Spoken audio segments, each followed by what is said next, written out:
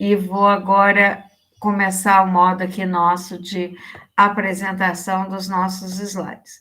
Qualquer dificuldade no compartilhamento, vocês me avisam, tá bom? Então, eu vou aqui. Nós paramos na nossa última aula, naqueles processos fermentativos, né? Nós estávamos aqui, onde nós estávamos vendo as etapas do processo fermentativo. Vocês estão visualizando os meus slides? Estão visualizando, Sim, meninos? Tá, qualquer falha, então, vocês podem avisar, né? Então, nós observamos que esse processo fermentativo, ele é aplicado à indústria e ele é dividido normalmente em 4 partes, tá ok? Primeira etapa que vocês vão ver é a formulação do meio de cultura que vai ser utilizado no processo. Esse meio de cultura são os nutrientes que nós vamos colocar, as matérias-primas que nós vamos estar utilizando, tá ok? As fontes de nutrientes, seja fonte de carbono, nitrogênio e outras necessidades, né? Então, esse meio de fermentação, ele vai depender de quê? Vai depender do produto que será produzido, né? E nessa etapa, nós devemos estudar cuidadosamente a estequiometria de todos os componentes utilizados. O que nós devemos, quando nós falamos na estequiometria, são as quantidades relativas, né, da matéria-prima, na sua concentração de açúcares, a quantidade de enzimas e a quantidade de substratos também que vão ser necessários para o processo fermentativo, tá ok? Então, temos a formulação do meio de cultura, temos a esterilização, né, do meio de cultura, fermentadores e equipamentos também, porque isso vai garantir que não se tenha micro-organismos contaminantes no processo, certo? Então, depois dessa escolha do meio de fermentação, nós temos a fermentação propriamente dita. No processo de fermentação, então, vai ocorrer a transformação do substrato. Esse substrato vai ser transformado por micro-organismos, né, como leveduras, bactérias ou outros micro-organismos, para que se possa produzir o produto de interesse, tá ok? Então, para isso, temos que ter uma cultura pura e ativa, né? Em quantidade suficiente para o quê? Inocular no fermentador, certo? Então, 3, nós temos aí o ajuste da qualidade do produto obtido, depois, né, do crescimento desses organismos no fermentador, sobre as condições ótimas. Então, nós vamos ter os ajustes na qualidade do produto obtido, ou seja, vamos realizar ações para a remoção do produto, né, extrair esse produto e realizar a sua purificação.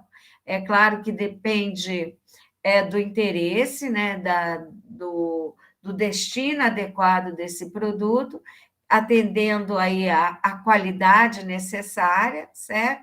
Então, e por último, o tratamento do meio de fermentação, que consiste o quê? No tratamento dos resíduos gerados no processo de fermentação, né? Tá ok? Então, hoje em dia, as indústrias, os padrões de qualidade estão muito atrelados à sustentabilidade e a maioria das empresas, elas gostam de associar, né, no caso, o seu produto a essas práticas de disposição de forma adequada dos seus resíduos produzidos no processo, de forma a ter o menor impacto possível no meio ambiente, ok? Poluição mínima possível. Vamos dar uma olhadinha aqui no esquema, um esquema mais ou menos parecido com o que a gente viu anteriormente, né? Então, onde vocês podem observar o que nós temos aqui. Essas etapas que nós falamos, né? Então, que é inicialmente a escolha do meio, escolha das matérias-primas, depois correlacionar as quantidades estequiométricas, as quantidades necessárias de matérias-primas, de meio de cultura, a necessidade de fazer-se a esterilização de todo o sistema e de todos os materiais que vão entrar em contato com os equipamentos, certo? Inicialmente, nós temos, como vocês podem observar ali, a seleção desse micro-organismo, né? Então, a escolha desse micro-organismo é muito importante para garantir a qualidade do produto final. E vamos preparar o inóculo. Lembra que eu disse para vocês o que é o inóculo? É uma suspensão de micro-organismos, né, em quantidades adequadas, estequiometricamente calculada, para fermentar o quê? Um determinado volume de mosto. Tem os custos inerentes, né, ao inóculo, micro-organismos selecionados, eles têm um certo custo, e vocês sabem como que nós adquirimos esse inóculo, né? Esses micro-organismos podem ser adquiridos na forma liofilizada, na forma líquida, na forma em pó, né? Ou, enfim, de diversas formas, floculado. Então, uma vez adquirido, a melhor forma seria liofilizado. Então, vamos preparar essa suspensão. No preparo dessa suspensão, pode-se fazer com água ou com o próprio mosto. Normalmente, ao invés de fazer o inóculo de toda a quantidade de micro-organismo num bioreator, costuma-se separar, fazer o repique, né? O preparo desse inóculo na etapa industrial, que seria usa um pequeno volume desse mosto e uma pequena quantidade desse inóculo para fazer a iniciação ali, né? Para iniciar o processo. Porque dessa forma, o que vai acontecer? Eu vou adaptar o meu micro-organismo a esse meio aos pouquinhos e ele vai se multiplicar. Então, consegue-se dessa forma uma certa o quê? Economia nos micro-organismos totais.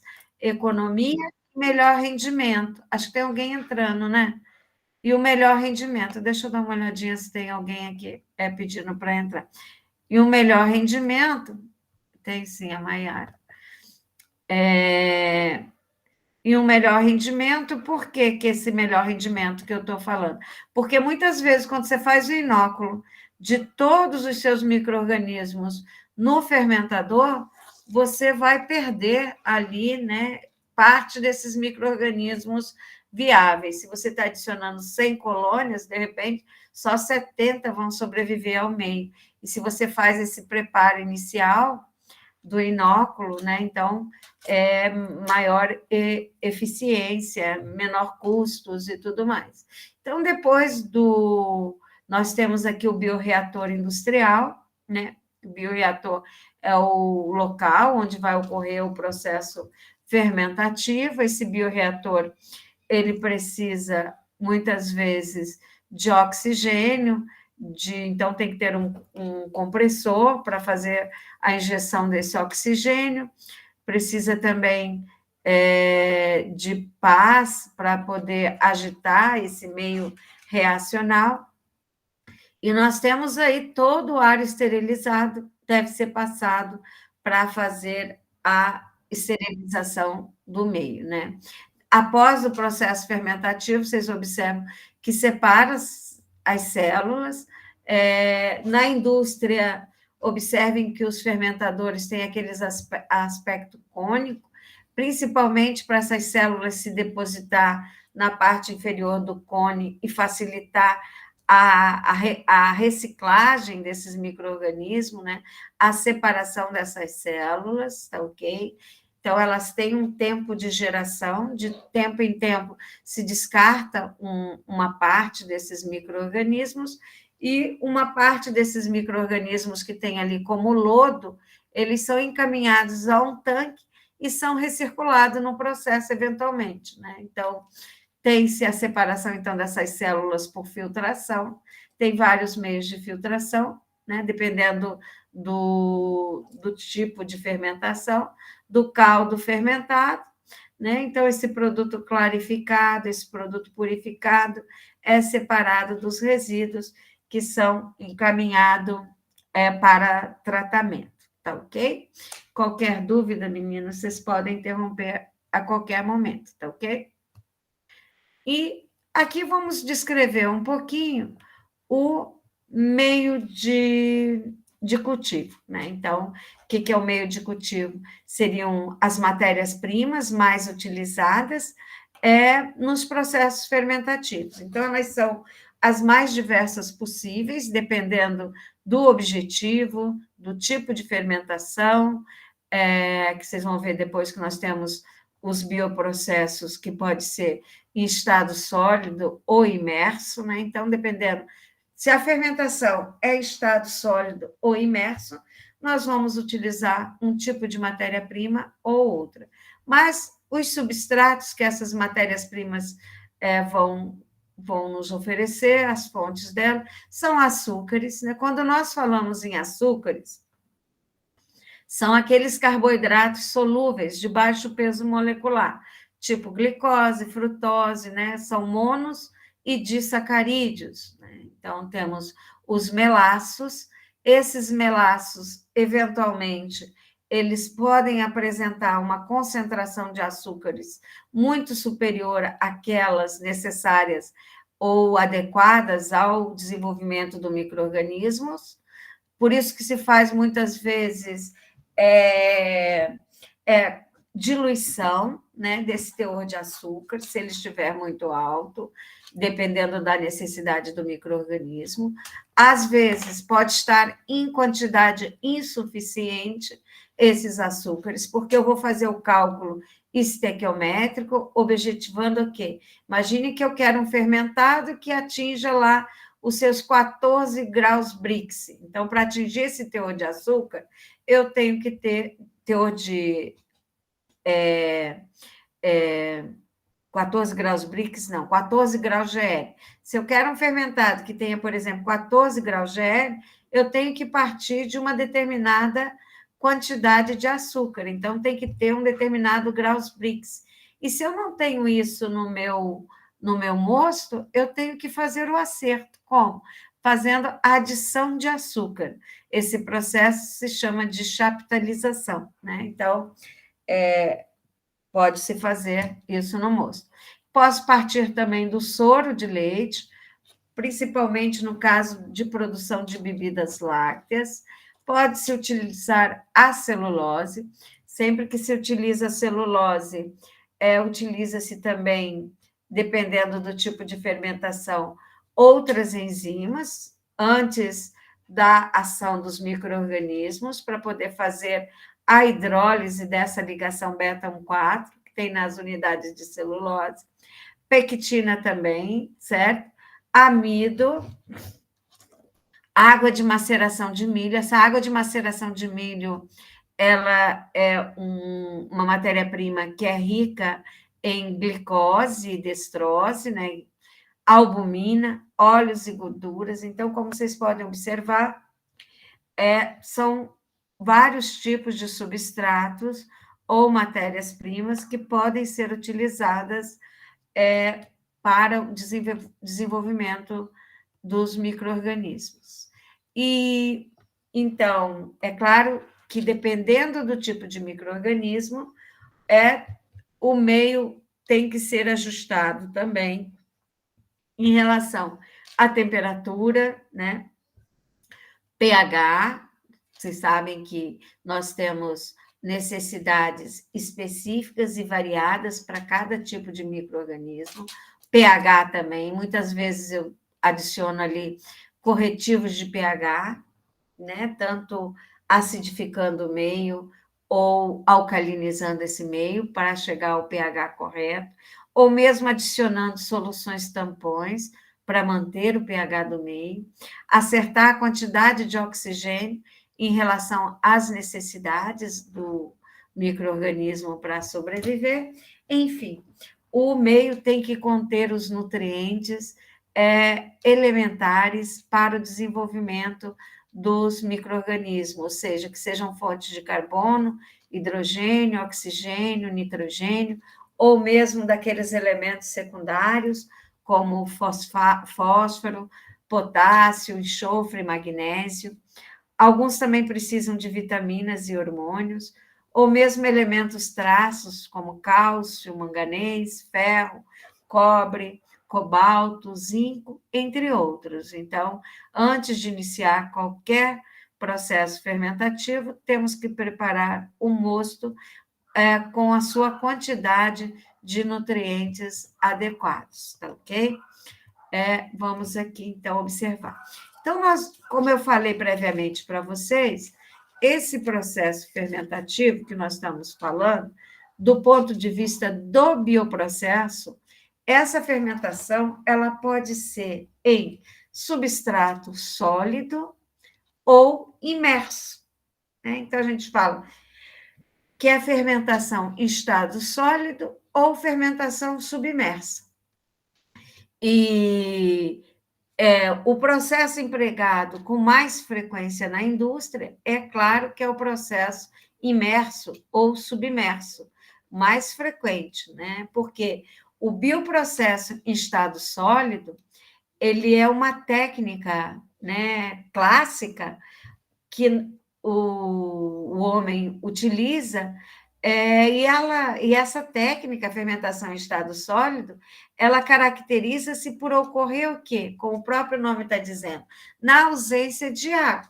Mas vocês vão falar assim, professora, mas para que a fermentação seja possível, é claro que eu tenho micro-organismo, e esses micro-organismos, eles precisam de um certo nível de umidade. Para quê? Para que esse metabolismo microbiano ele possa ocorrer, certo? Então, as matérias-primas têm que ter um determinado nível de umidade. E esse nível de umidade, às vezes, tem na própria matéria-prima, como as mais utilizadas, como vocês estão vendo ali, é o arroz, o trigo, o milho, a própria cana-de-açúcar, né? Farelo de trigo, entre outros, né? Então, e no processo submerso, o fermentador é adicionado o quê? Ao meio líquido. Esse líquido, ele é rico em matérias-primas, tá ok? Isso vai facilitar a utilização desses nutrientes pelo micro-organismo, ok? Então, a fermentação ela vai ocorrer em um recipiente chamado de fermentador, certo?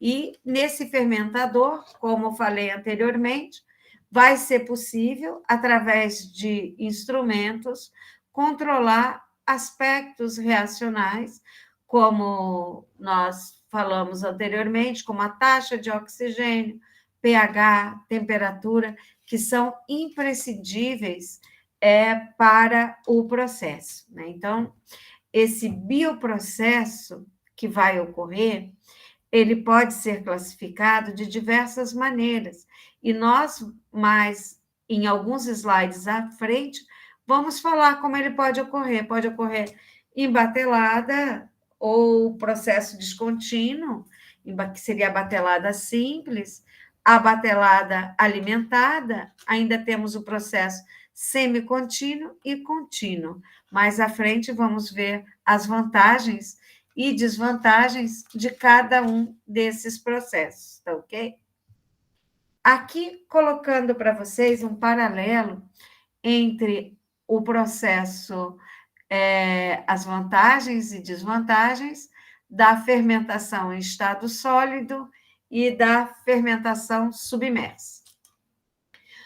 A do estado sólido, ela tem como vantagem que os substratos eles são baratos, muitas vezes utilizam-se resíduos da própria agroindústria, né?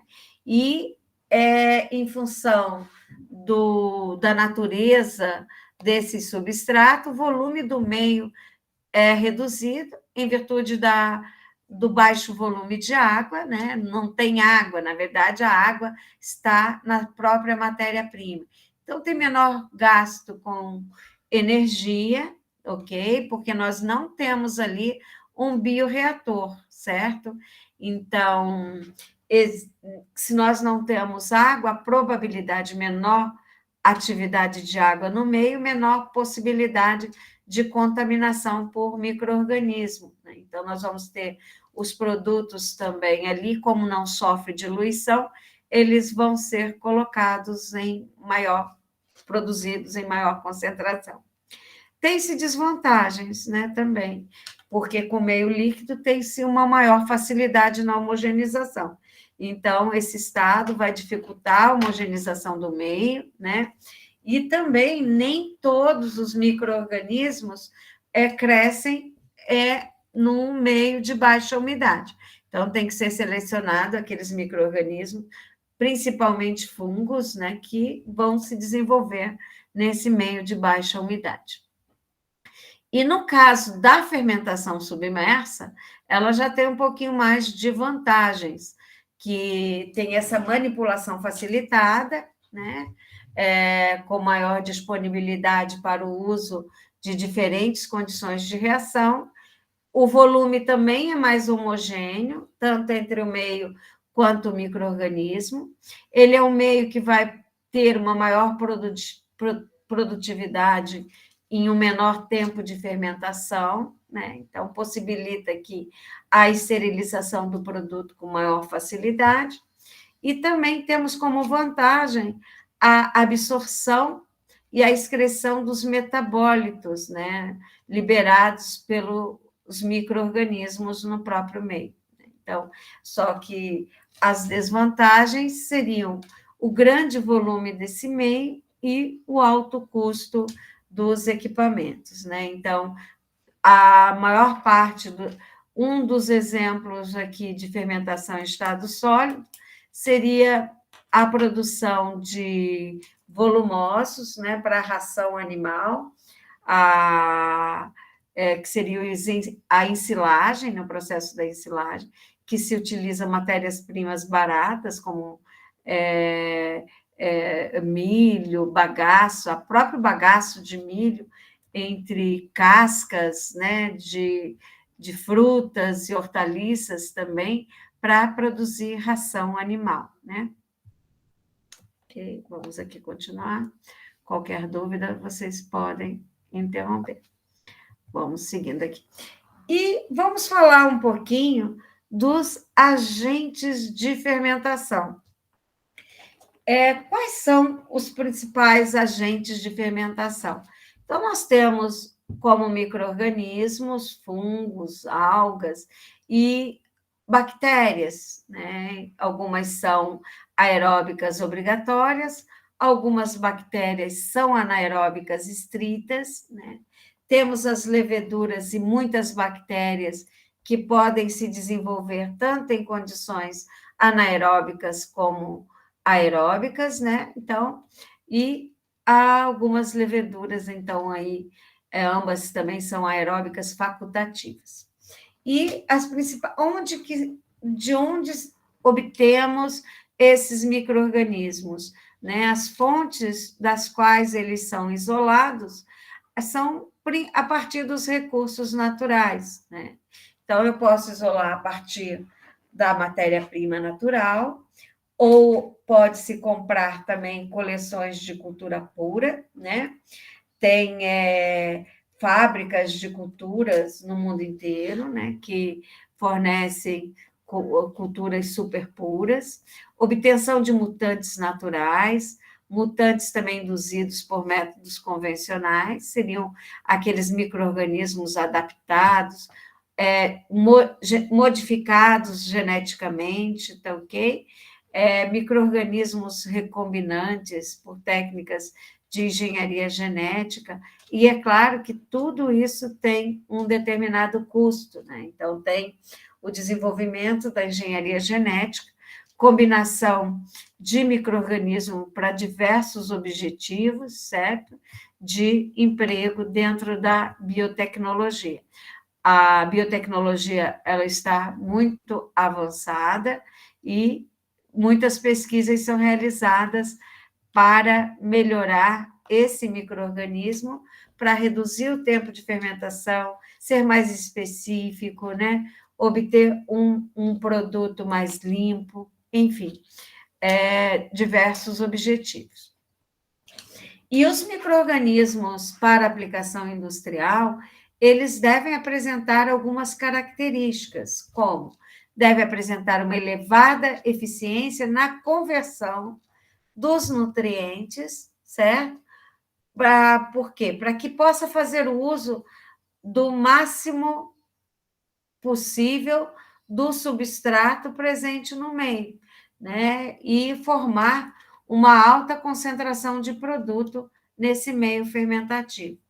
E deve também permitir o acúmulo do produto no meio. Por que eu estou falando isso? Porque muitas vezes alguns micro-organismos, por exemplo, você vai fazer uma fermentação alcoólica, essa levedura ela não suporta uma alta concentração de álcool. Você chega lá no 14 graus GR, o próprio álcool começa a inibir o micro-organismo do meio. Então, esse micro-organismo ele tem que permitir o acúmulo desse produto no meio, né? Senão você não vai poder ter uma alta concentração desse produto.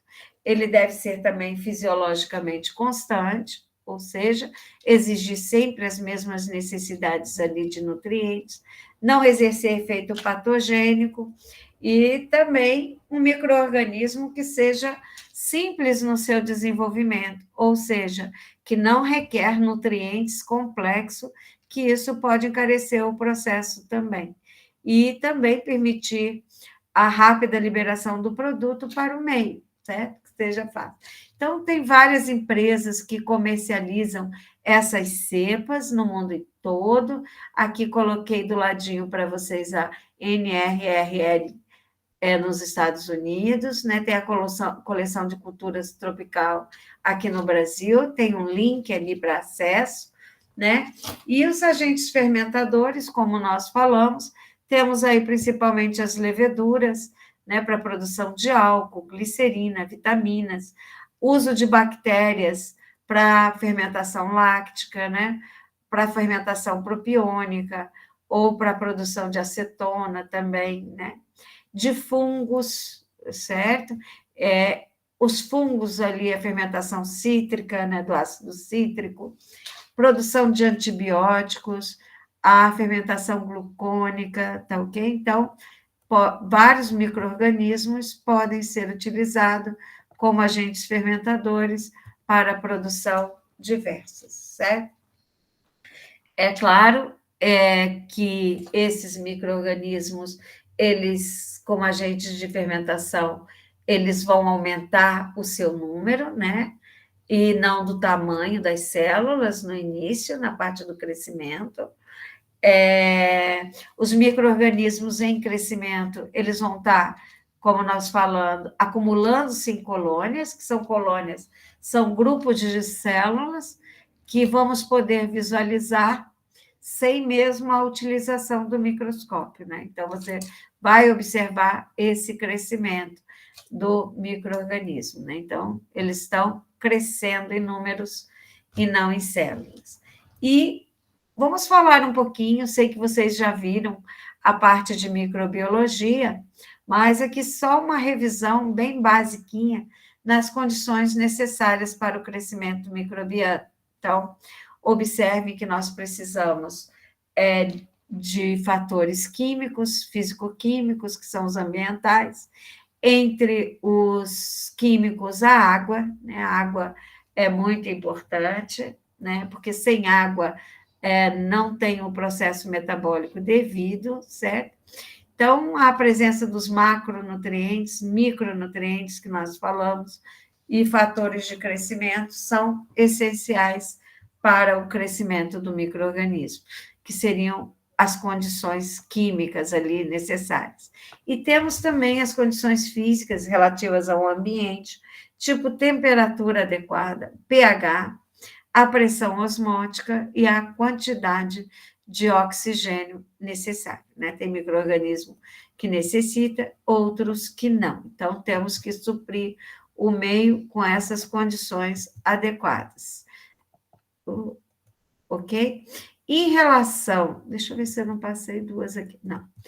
Em relação à temperatura, tem-se diversos tipos de micro-organismos. Aqueles chamados de psicotrópicos são aqueles que se desenvolvem em temperaturas bem baixas, né? Temos aqueles mesófilos, que se desenvolvem em temperaturas intermediárias, ali por volta dos 27, 28 graus Celsius, né? Temos aqueles termófilos, que são aqueles que vão se desenvolver por volta de 50 e poucos graus Celsius, e ainda temos aqueles hipertermófilos, que se desenvolvem mesmo acima de 100 graus Celsius, tá ok? Então, dependendo do tipo de micro-organismos, vamos ter que estabelecer as condições de temperatura adequada ao seu desenvolvimento, tá ok? E nós observamos que a temperatura é essencial, né? Porque cada micro-organismo vai produzir suas enzimas e cada enzima tem uma temperatura na qual a sua atividade é máxima, né? Em temperaturas inferiores, as reações enzimáticas diminuem drasticamente a sua velocidade, né? Porque diminui o transporte de substâncias, com isso tem-se a paralisação do crescimento, né? Então, na temperatura ótima, nós temos aí a velocidade máxima, e em temperaturas superiores à ótima, pode ocorrer a desnaturação dessas proteínas e, consequentemente, um colapso da membrana plasmática, promovendo aí a ruptura da parede celular dessas células, tá ok? Em relação ao pH também, nós vimos que cada micro-organismo produz as suas enzimas, e essas enzimas vai ter o que cada uma delas tem um pH no qual a sua atividade é máxima, né? Então, pHs superiores ou inferiores podem ocorrer a desnaturação, né? Então, temos aí os acidófilos, que se desenvolvem meio ácido, aqueles neutrófilos próximo à neutralidade, e os alcalinifílicos, né? Que são aqueles que se desenvolvem mais num pH mais alcalino. No entanto, a maioria das bactérias, elas se desenvolvem em pHs próximos à neutralidade, entre 6,5 a 7,5. No entanto, devemos estar atentos ao que às necessidades do meio. E observamos também muito dependentes em relação à exigência do oxigênio. Por quê? Temos que ver as necessidades do micro-organismo, porque nós temos aqueles aeróbios obrigatórios. Esses aeróbios obrigatórios, eles exigem a presença do oxigênio, e vocês podem observar que eles vão se desenvolver mais na superfície, né, do meio fermentativo. E aqueles anaeróbios obrigatórios, que eles não toleram a presença do oxigênio. Então, em função disso, eles vão se desenvolver mais no fundo do recipiente, onde a presença do oxigênio é mais, onde o oxigênio não está presente. E temos aqueles anaeróbios facultativos. Esses crescem tanto na presença ou na ausência de oxigênio. Então, a gente vai observar o crescimento dele por todo o meio, certo? E os microaerófilos. Esses microaerófilos exigem a presença de oxigênio em pequenas quantidades, e eles não suportam a pressão normal do oxigênio atmosférico. Então, eles vão se desenvolver um pouquinho abaixo da superfície apenas, tá ok? Então, essas são as características em relação ao oxigênio dos micro-organismos. Só recordando aqui para vocês verem que no fermentador, após realizarmos o inóculo dos nossos micro-organismos, após a adição do pé de cuba, que eu posso fazer diretamente no fermentador, mas posso levar a uma baixa eficácia, uma diminuição das células viáveis, ou posso fazer também a parte, né? Um start, né? Uma multiplicação desses micro-organismos. E essa curva vai ocorrer sempre, né? Então, toda vez que um micro-organismo é semeado em um meio apropriado, com as condições adequadas, nós temos essa curva de crescimento bem característica. Então, o micro-organismo passa por essa fase A, recordando aí, essa fase é uma fase chamada de fase lag, né, onde tem pouca divisão celular, porque esses micro-organismos, nessa fase A, estão se adaptando ao meio em que estão crescendo, né? Então, as células aqui nessa fase, elas estão aumentando de tamanho, mas não de número, como se fossem crianças que estão crescendo primeiro, para depois se reproduzirem nessa fase lag. Por isso que eu falo para vocês que multiplicar esses micro-organismos em um meio apropriado antes da adição no reator é vantajoso para adaptar esse micro-organismo aos poucos ao meio, né? Então, ele vai crescendo com uma maior eficácia ali no meio. A fase B seria essa fase exponencial de crescimento, também denominada de fase logarítmica, né? Então, é um crescimento também exponencial. Então, aqui os micro-organismos, eles começam o quê? A ter divisões celulares sucessivas, grande atividade metabólica, né? Grande desenvolvimento deles, certo? Eles começam a se multiplicar no reator, certo? Até alcançar aquela fase C, aquela fase estacionária. Então, nessa fase C, observa-se um decréscimo nessa taxa de divisão celular, né? Então, nós temos aqui que a velocidade de crescimento é igual à velocidade de morte. Então, aqui, porque os nutrientes já estão se tornando escassos, já não tem mais nutrientes no meio para possibilitar esse crescimento, tá ok? E a próxima fase é a fase D, que vocês estão vendo ali, que é de declínio ou morte. Então, o que acontece nessa etapa?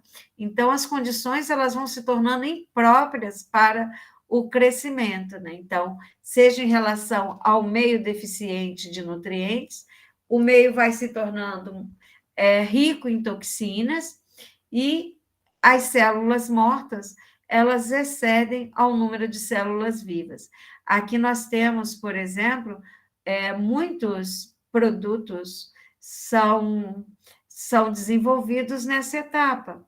Por exemplo, os antibióticos, né? Os antibióticos, eles são produzidos como toxinas em um processo fermentativo. Depois nós vamos observar isso daí. Então, nós temos a produção dessas toxinas ou a alta concentração do próprio produto que passa a inibir os micro-organismos.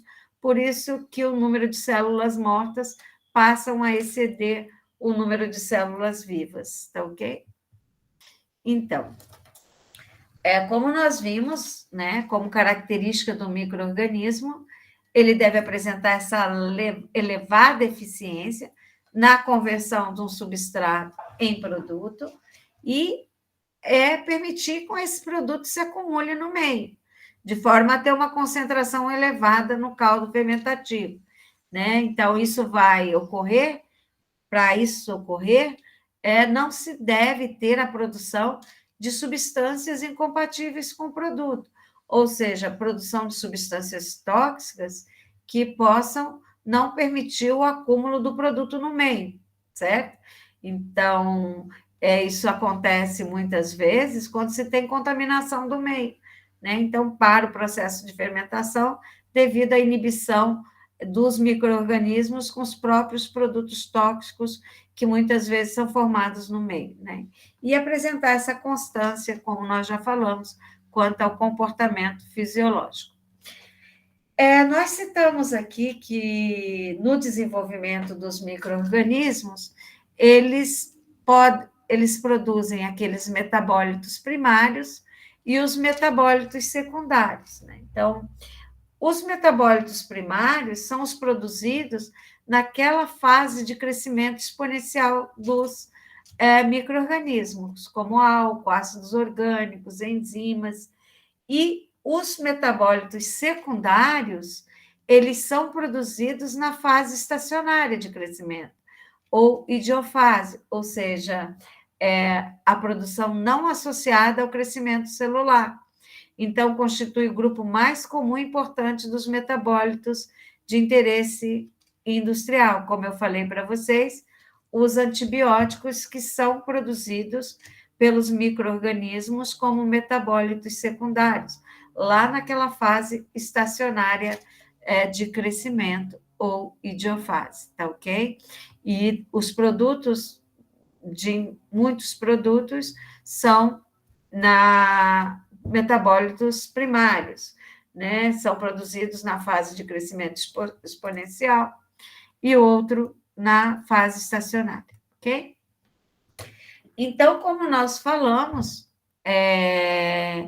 os 4 pilares envolvidos no processo fermentativo vai desde a escolha do micro-organismo, o meio de cultura adequada, né? Como vou conduzir esse processo? Se preciso de oxigênio, se não preciso de oxigênio, como vai ser feita a recuperação desse produto, como nós já falamos. Em função disso, gente, nós vimos que o processo fermentativo são aqueles locais, né, equipamentos, onde vai ocorrer o processo de fermentação.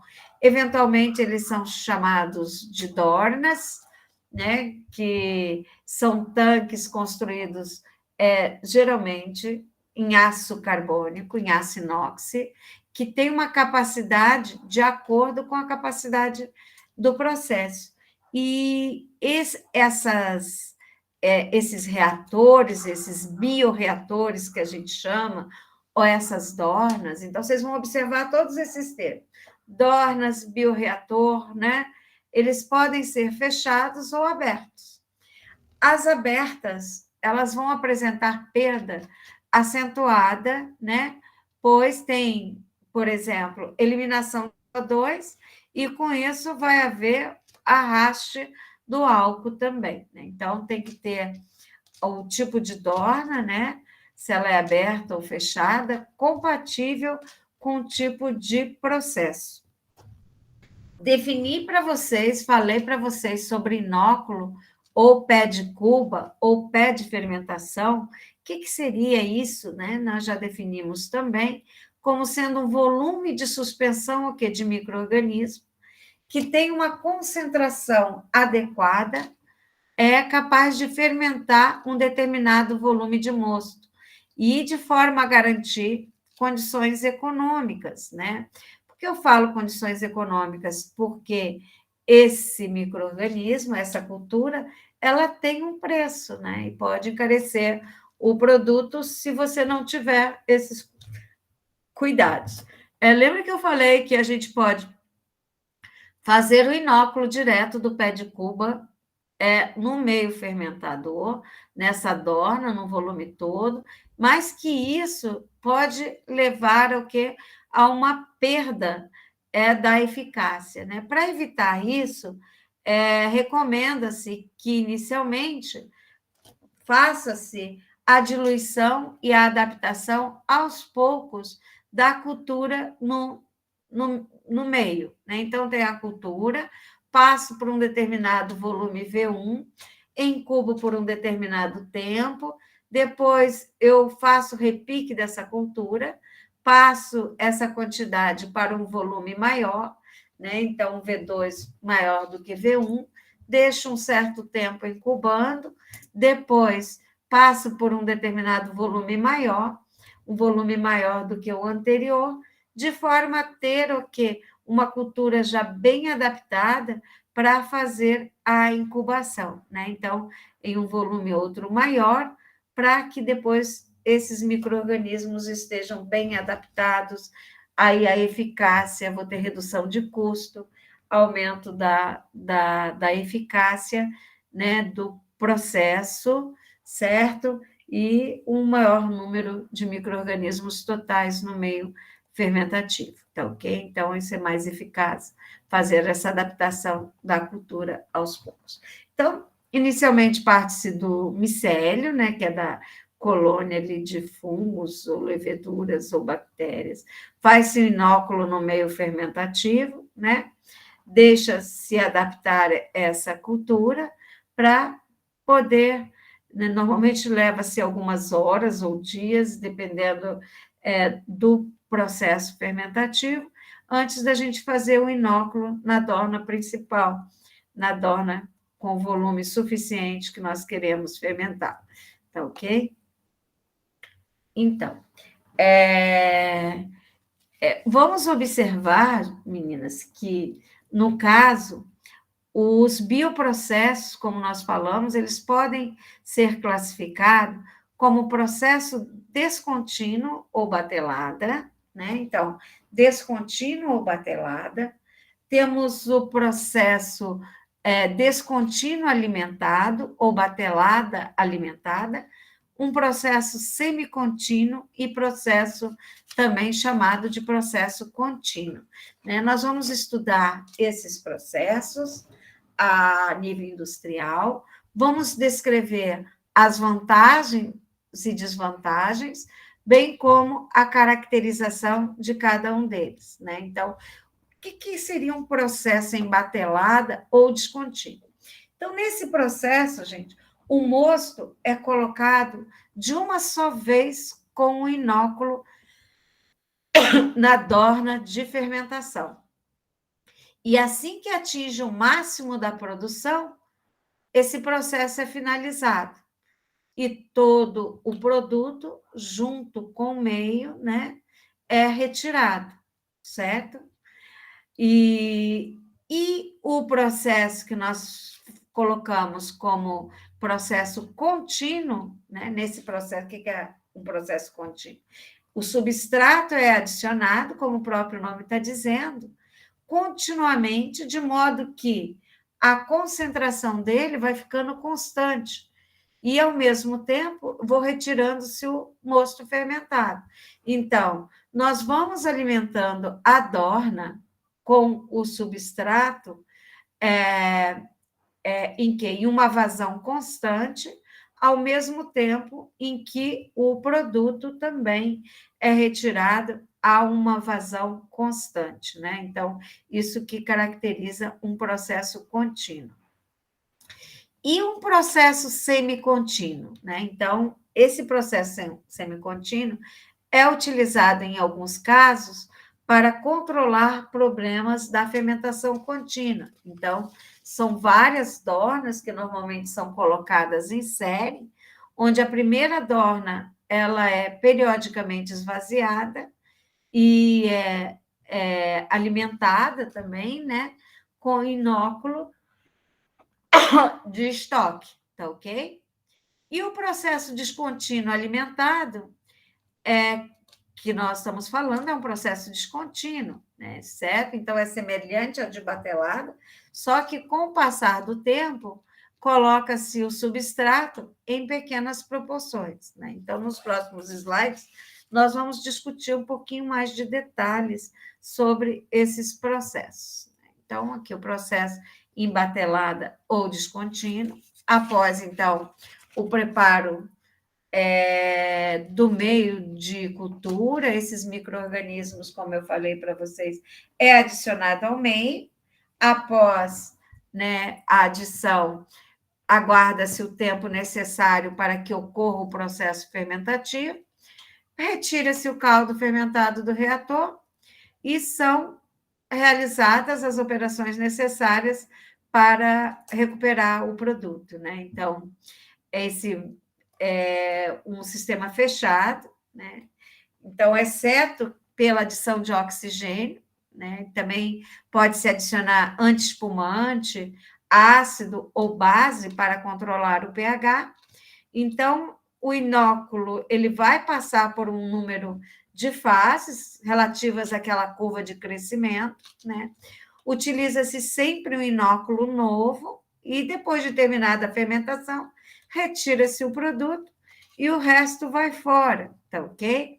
Então, nós temos aí, como vocês vão observar, que tem várias desvantagens, né, em relação a custos, principalmente, e também tem vantagens que nós vamos observar no próximo slide. Então, temos 3 grandes grupos nesse caso, né? Então, onde o processo em cada dorna recebe o inóculo, onde o processo tem aí a recuperação de micro-organismos e o processo por meio de cortes, que nós vamos observar. Então, gente, qual é a desvantagem do processo em batelada ou descontínuo? O rendimento é baixo e a produtividade também, porque tem um tempo morto, né? Então, um tempo que você vai ter que esperar para que todo aquele processo ocorra, né? Então, o que acontece? Como vocês viram, o inóculo e o meio são adicionados ao mesmo tempo, espera-se que ocorra o processo fermentativo e depois todo o meio mar é retirado ali do processo para a recuperação, tá? Então, entra tudo de uma só vez e sai também tudo de uma só vez do sistema, tá ok? Então, falamos das desvantagens em relação à menor eficácia, mas também nesse processo ele tem vantagem. Qual a vantagem? Menor risco de contaminação. Por quê? Assim que você descarrega todo esse processo, você vai poder fazer a esterilização correta desse meio, né? Então, ficou só ali na dorna aquele meio, a probabilidade de contaminação, então, é só daquele espaço controlado. Então, tem uma flexibilidade de operação, né, na reutilização do recipiente, como temos menor risco de contaminação, tem uma estabilidade genética maior e também uma facilidade na identificação do lote, né? Então, essa é uma vantagem desses processos descontínuos, né? Então, aqui a gente pode diferenciar esses processos em batelada, contínuo, batelada alimentada, pela curva de crescimento. Observem vocês aqui. Temos um gráfico que correlaciona a concentração do produto, de células e de substrato em relação ao tempo. Imaginem vocês que nós temos aqui uma concentração de substrato X, com o passar do tempo, o que a gente observa? Esse substrato que é o alimento vai sendo consumido pelos micro-organismos até alcançar um valor constante, tá ok? Até o equilíbrio. Por outro lado, o que vocês podem observar em relação ao produto? O produto que era zerado no início, né? À medida que o processo fermentativo vai ocorrendo, os micro-organismos vão crescendo e utilizando o substrato como alimento e vão transformando esse substrato em produto, até alcançar o equilíbrio também, a concentração constante desse produto. Por outro lado, os micro-organismos, observe que no início, naquela fase estacionária, que estão se adaptando, observe aqui que tem pouco crescimento, né, de divisão, mas só o crescimento dos micro-organismos, das células. O que acontece? Começa a aumentar essa população de células até também adquirir um estado estacionário. Então, esse gráfico é característico, então, do processo em batelada ou processo descontínuo, tá ok? Ele é mais utilizado para pequenas indústrias, né? Embora que, gente, com todas as desvantagens de baixo custo, de alto custo, de baixo rendimento. A gente diz que tudo isso é muito relativo, que depende muito, né, de caso a caso de ser levantado isso daí, né? Então, tem muitas controvérsias na literatura que diz que, apesar de todas as vantagens dos processos contínuos, os processos descontínuos muitas vezes são preferidos, certo? É, e nesse descontínuo alimentado, vamos entender, né? Então, esse processo descontínuo alimentado viria como uma melhoria do descontínuo tradicional, né? Onde vai utilizar-se para a produção de produtos, como, por exemplo, a penicilina, né? Onde o substrato ele vai sendo adicionado, né? Em intervalos ao longo do processo, certo? De forma o quê? Escalonada, à medida que o processo de fermentação vai ocorrendo, com o objetivo de que a célula não se reproduza muito e assim continua-se esse processo fermentativo, né? Então, vocês podem observar que esses processos descontínuos alimentados, eles são eficientes, versáteis, né? Porque essa produtividade ela é considerada alta, porque vamos ter um grande número de células viáveis no meio em fermentação, né? Então, também tem-se o controle da concentração de açúcar no meio. Esse controle da concentração do açúcar no meio vai minimizar o quê? Os efeitos de inibição pelo substrato, né? Então, vai permitir com que você faça a adição de açúcar em momentos é, adequados durante o processo de fermentação. Então, observem pelo esqueminha que vocês estão observando aqui do ladinho. Então, eu tenho o meu bioreator, esse bioreator com agitação, né? Então, eu tenho o meio de cultura e os micro-organismos nesse meio, e nós temos aí que um ou mais nutrientes, eles são adicionados durante o processo. Por isso que nós temos aí esse processo descontínuo alimentado, tá ok? Então, vamos observar aqui o gráfico dele também. Observem o gráfico, né? Então, é um gráfico bem diferente do anterior, que vocês vão observar o quê? O produto, é claro, o produto vai só aumentando com o tempo. Mas as células, vocês estão observando que tem o quê? Uma diminuição. Por quê? Vou colocar o substrato.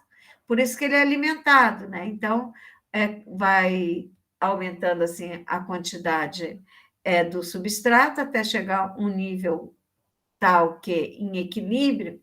O que vai acontecer? Que esse substrato é máximo, a população das células dos micro-organismos vão diminuindo, certo? E aí se faz adição o quê?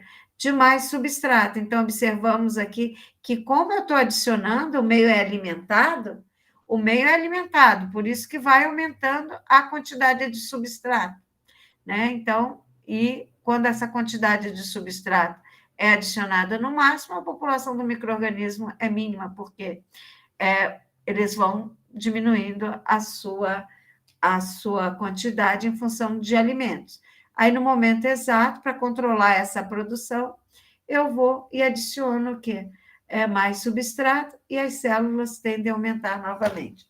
Esse processo descontínuo alimentado, gente, ele pode receber o nome como Meli-Boinot, que vocês vão ver em alguns livros, né? Então, ele é satisfatório para a fermentação alcoólica, né? Porque permite trabalhar com altas concentrações do substrato. Então, isso vai aumentar a produtividade de álcool, mais utilizado para destilarias, né? 70% das destilarias instaladas no Brasil utilizam esse processo.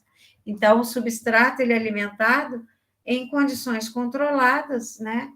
Até se atingir o volume desse bioreator, né? Então, dessa maneira, você, pelo gráfico, pode observar que você pode controlar a concentração de substrato no fermentador de modo a correlacionar com o metabolismo microbiano, para que esse se desloque para a via metabólica, levando aí ao acúmulo do produto específico, né?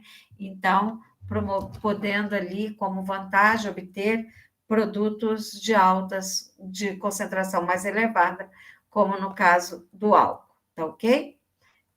Deixa eu ver aqui mais, vamos colocar. Como vantagem, então, nós vimos o controle ali na concentração do substrato, tem como desvantagens possíveis contaminações do meio, né, porque você está fazendo uma alimentação no meio do processo, e é aplicado para a produção de glicerol, acetona, butanol, ácido lático, tá ok?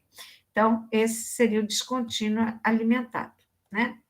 Vamos dar uma olhadinha no processo, tem um processo chamado também de semicontínuo. Esse processo semicontínuo é muito utilizado na produção de vinagre, né? Então, como que ocorre esse processo? Normalmente se carrega o fermentador com o meio, como vocês estão observando no meio, no desenho, adiciona-se o inóculo, tá ok?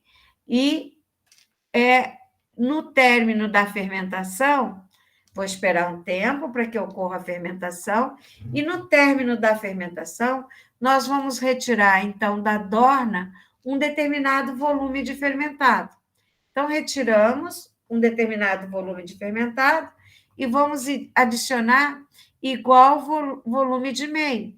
E assim por diversas vezes, né, durante meses consecutivos, certo?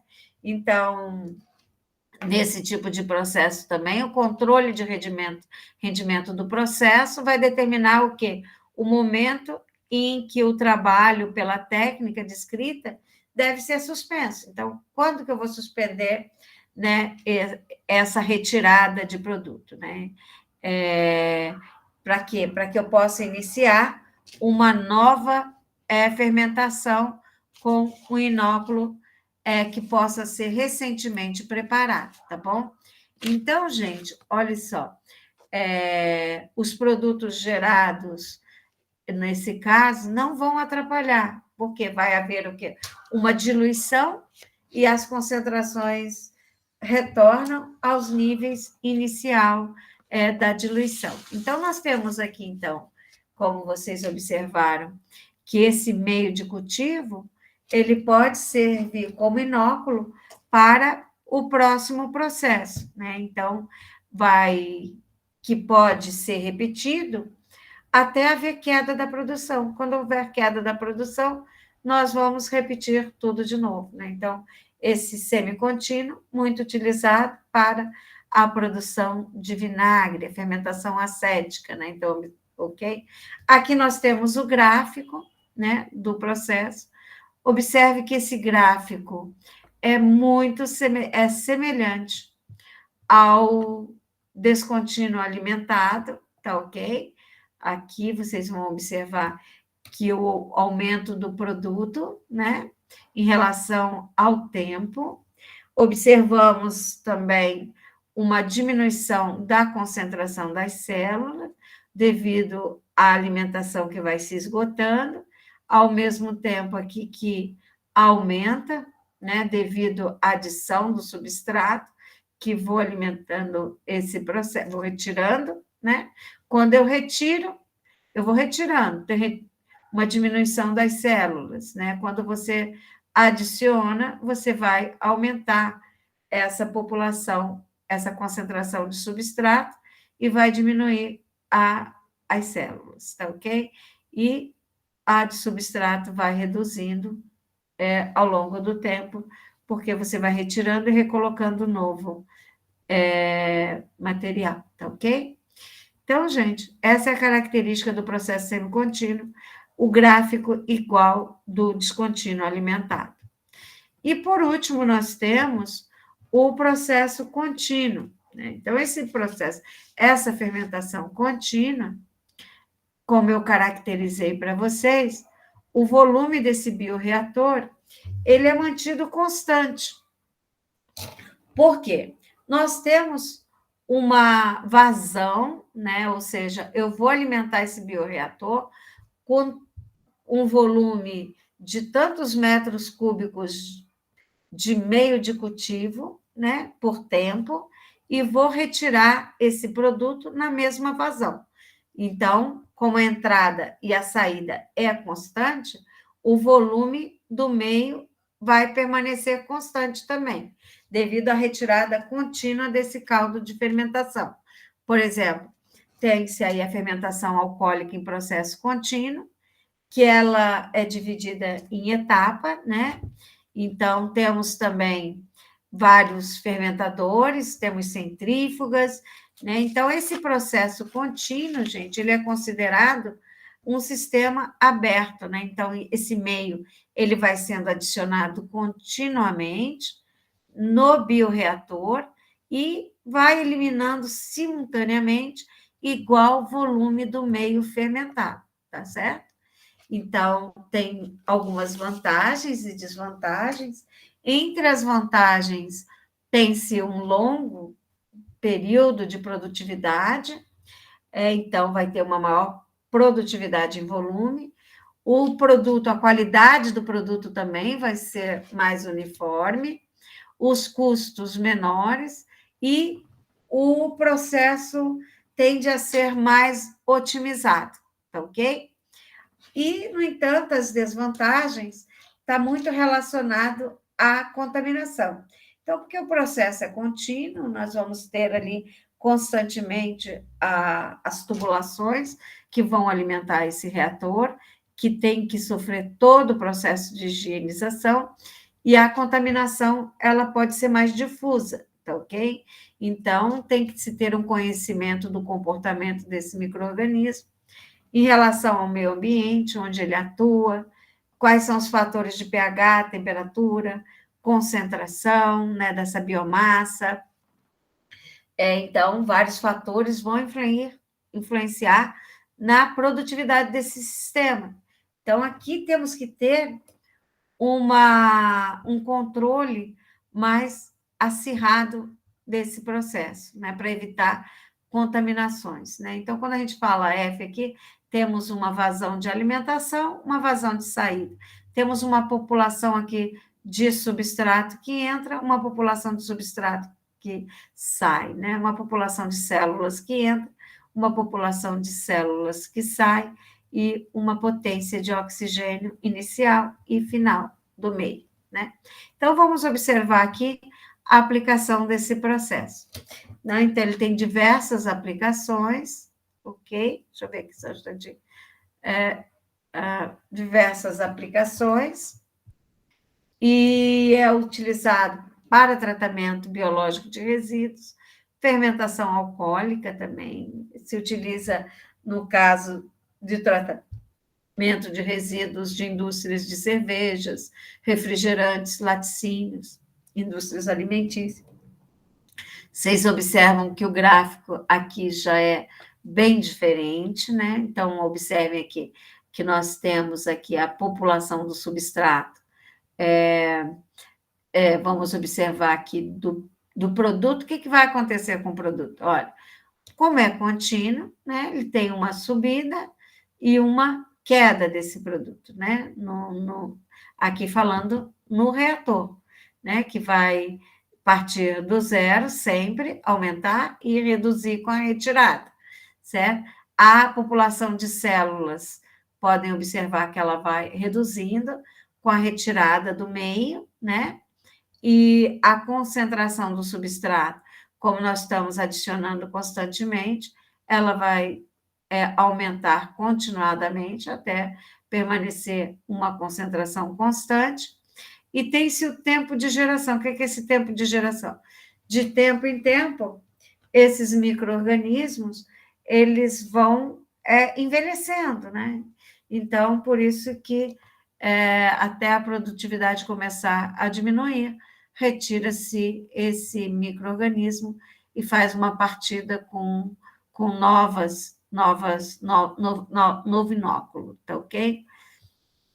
Então, gente, como vantagens aqui do processo, né? Esses processos contínuos, eles tendem a ser em série, né? Então, observe que eles passam por diversos sistemas, diversas linhas, por isso que a contaminação é mais difusa, né? Então, tem o aumento da produtividade, como nós falamos, redução desse tempo morto, ou seja, você vai estar produzindo continuadamente, né? Então, essas células vão estar em um estado fisiológico constante, né? E maior facilidade de controles avançados por instrumentos, né? Mas tem aí uma maior probabilidade de contaminação, maior dificuldade no controle dessa contaminação. A mão de obra também, o custo é menor, porque você vai precisar de menor mão de obra, porque todo esse processo ele é otimizado num centro de processamento de dados, né? Todo ele é monitorado por sistema, né? Então, isso você vai precisar muito da tecnologia para esse tipo de acompanhamento, tá ok? E isso tudo é caro, né? Tecnologia é cara, por isso que o investimento inicial da planta é muito alto, e você, com esses micro-organismos permanentemente no processo, pode ter mutação desse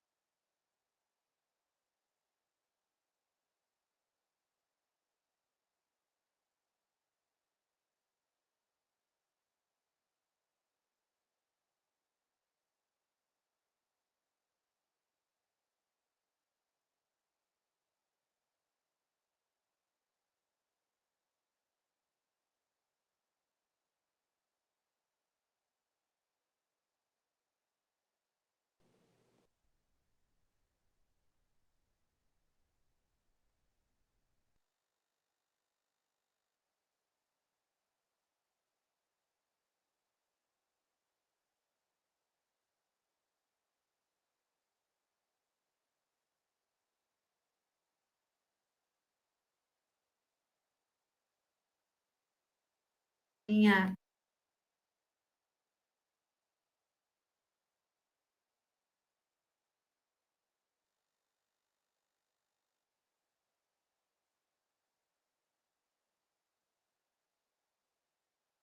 desativada aqui. Todos ainda sobrevivendo aí, pessoal? Sim. Tudo tranquilo. Tem um determinado momento, não sei, parece que parou. Eu não sei se o pessoal coordenou. Travou para vocês, gente? Caiu? Travou. Ai, travou em quanto tempo? Ah, não faz 2 minutos, né? 2 minutos atrás? É. Então menos mal. Porque eu não sei se o pessoal regulou em tempo de live, que acho que caiu também a gravação. Né? Não sei se. Acho que está gravando aqui. Está gravando sim ainda, eu acho. Tá Então, sim. Para mim tá tá aparecendo que tá gravando, né? gravando. Então tá sim. Eu não sei, porque para mim também travou uma hora ali, e daí eu pensei, falei assim, pô, não, perdi a conexão. Esses são os desconfortos que nós temos, né, gente? Então, eu vou parar aqui a gravação. Alguma dúvida? Se vocês tiverem dúvidas, podem encaminhar perguntas, fazerem agora, ou deixar para me encaminhar essas perguntas, tá ok? Quando quiserem, estou à disposição de vocês, tá?